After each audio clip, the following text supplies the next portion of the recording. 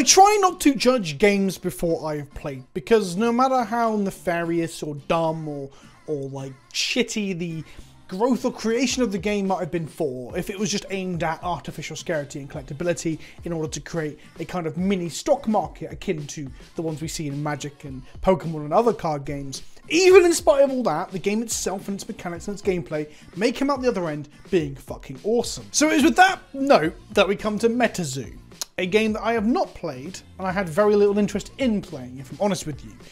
The main reason is, A, the aesthetic does not appeal to me. It's trying its hardest to copy the old school Pokemon art style from the early days. It itself is a card game about magical monsters, so it's trying to be Pokemon-esque. It's really trying to evoke that feel, and I get that, and I think actually, you know what, that's kind of a cool concept. And whilst I like some of the card art, honestly, I think some of it does miss the mark. The main problem I have is just the general aesthetic, like the framing and the text and the way the cards are composed is so fucking ugly. It's like they looked at Yu-Gi-Oh! And decided to take all the worst parts of Yu-Gi-Oh! In terms of their card layout. Of course, there's an argument this is purposeful to evoke the feel of that period and that era, but it still doesn't help that it just looks like shit. There's also this fourth wall gameplay aspect where your cards change depending on whether you're, and I quote from their website, playing next to a body of water, improving the strength of your water, cryptids and monsters and all that sort of stuff. And that just sounds nonsensical and I can't be fucking bothered. So a combination of aesthetic and one of the gameplay elements completely switching me off has left me cold. And I'm not adverse to trying out new card games. I've really enjoyed what I've played of Flesh and Blood up to this point. I think the game is fucking awesome. And I really like Digimon too, even though I have not had much of a chance to actually play it in the physical or via webcam, because there's only so much time in the day to play Warhammer and Magic and Flesh and Blood and Digimon. It's rough, right? So I'm not adverse to new card games. I don't just shit on all card games, right? But I was never going to cover MetaZoo in the slightest. You know, you do you, my friends. But I just found out today that they launched a reserve list, which is... Okay, let's explain that. A reserve list is a list of cards that they will never reprint again. It is a promise to you that your cards will remain collectible. This announcement was, as far as I can tell, without going onto it myself, because I'm not joining anyone else's fucking Discord, only on their Discord server. It's not on their main website. I literally, before this video started, I was just clambering through their website because I want to find a nice screenshot of the reserve list, and it's not on there yet. Maybe it'll go up on there in time, but it's fucking weird that it's on the Discord server. Honestly, that's very strange. Whilst I was looking on the website, there's a really funny thing that adds to all this, where they talk about the team and the founder, the guy who created MetaZoo. And I'm not shitting on anyone, I'm not trying to say that they made this just to be a thing that's artificial scarcity and collectability and not a game at all, although kind of looks that way. It mentions how his background is banking, so you wouldn't think they'd be into TCGs or CCGs or whatever, which is funny considering everything that's happening here. MetaZoo is one of the card games that blew up, and I say blew up, I use that term very loosely because I don't know how much it's actually really blown up in the last year or so.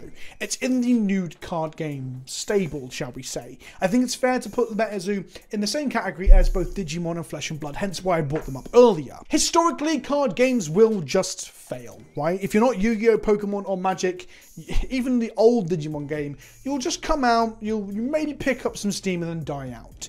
It's only in the recent last couple of years that these card games have managed to get any traction and stick around. Flesh and Blood itself, I think its traction comes primarily off the back of picking up all the things that Wizards of the Coast have dropped. The organised play, the focus on in paper, and the complexity of choice and decision at any moment in a game. Flesh and Blood is evidently made by people who like old Magic and want a game like old Magic. Digimon, on the other hand, is a weird one. I'm surprised it's doing as well as it is. It has an intellectual property tied to it that has a lot of nostalgia, and I guess that, plus the fact that the mechanics are really good, is carrying. There was a paid video, I'll put in the cards, where Digimon's creators paid me to play the game as an activation, and I ended up walking away really, really enjoying it, far more than I thought I would. I think the memory system is probably the best resource system in a card game I've played in a long, long time.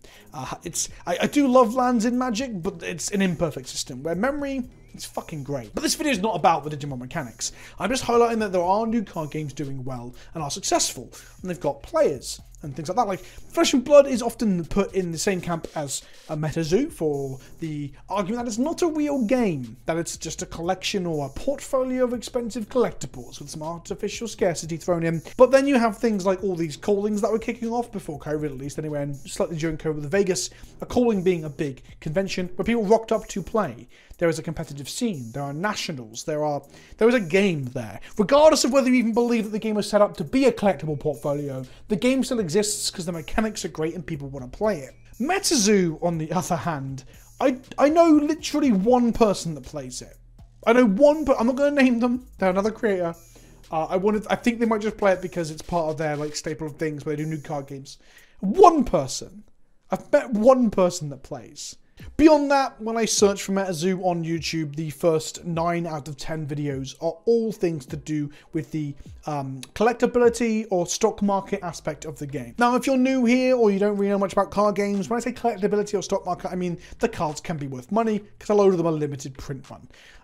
Card games have this, right? Especially the classic card games like Pokemon, Yu-Gi-Oh! And Magic. They all have expensive cards in the olden days and newer staples for competitive play too. And if they're scarce, but people want to collect them because they're super into the game, they start to demand a rather large price tag. When 9 out of 10 of your first search results on YouTube are people telling you how to play the market, which cards to buy now and sell later, and all this baby's first stock market shit, it's not the best look for your card game. MetaZoo officially released during the pandemic, July 30th, 2021, although there were a Kickstarter early stuff as well.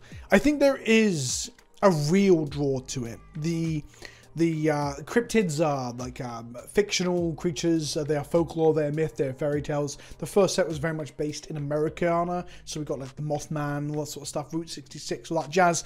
And the aesthetic is very, very, very of early Pokemon, even more so than early Pokemon itself. In some ways, taking artistic cues from the art that you'd find in the early booklets and manuals of the Pokemon game. So there's definitely a love letter to that period of time. There's definitely a love letter from people who are into collectibles to a collectible of a certain age. And I don't want to say the game isn't designed too much of a game. I don't know the designers, I don't know their intent. I haven't played the fucking game.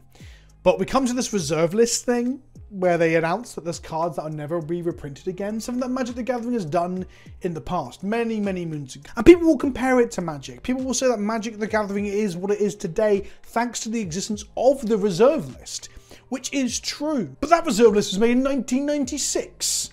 Fucking many moons ago, when the world, collectibles, and how you engage with the world and collectibles was very fucking different. It's fucking bizarro to see all these games prop up with their really expensive staples. And something I'm going to say about Flesh and Blood now, even though I really like the game, is that I think their reprint policy could be a lot better.